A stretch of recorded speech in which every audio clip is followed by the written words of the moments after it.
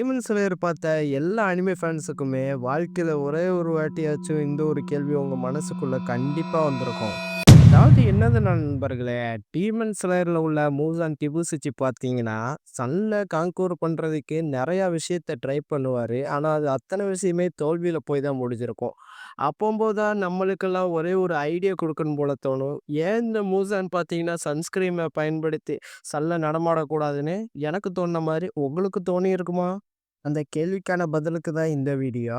எதனால மூஸான்னு பார்த்தீங்கன்னா, சன்ஸ்கிரீமே யூஸ் பண்ணல. ஒருவேள சன்ஸ்கிரீம் யூஸ் பண்ணியிருந்தா, அவரால கண்டிப்பா சன்லருந்து ரெசிஸ்ட் ஆயிருக்க முடியுமானா? முடியும். அப்புறம் ஏன் ப்ரோ சன்ஸ்கிரீம் அவரு போடலன்னு கேட்டீங்கன்னா, ஜப்பான்ல அவர் வாழ்ந்த காலம் பார்த்தீங்கன்னா, டைசோ பீரியட். அவருக்கு முந்தைய காலத்தில கூட சன்ஸ்கிரீம யாரும் கண்டுபிடிக்கல. ஏன் சன்ஸ்கிரீம்னு ஒண்ணு கண்டுபிடிச்சது 1940ஸ்லயும் 1950ஸ்லயும் தான். ஜப்பான்ல அந்த பீரியட பார்த்தீங்கன்னா, டைசோ பீரியட்.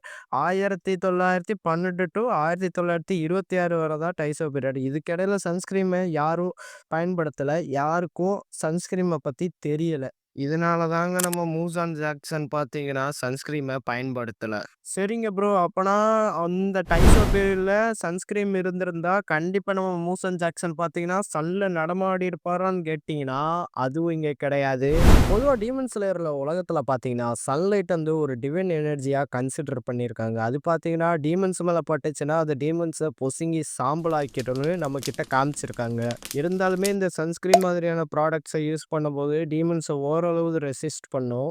இதே இது நம்ம மைக்கேல் ஜாக்சன் பார்த்தீங்கன்னா, ஒரு பியூர் ஈவில் அல்லவா? அவரு சன்ல போய் சன்ஸ்கிரீம போட்டு நடமாடுனா, அவரு போட்ட அந்த நொடியிலேயே அந்த சன்ஸ்கிரீம்லாம் கரைஞ்சு ஓடி போயிரும். மறுபடியும் எரிஞ்சு சாம்பல் ஆயிருவாரு நம்ம மைக்கேல் ஜாக்சனு.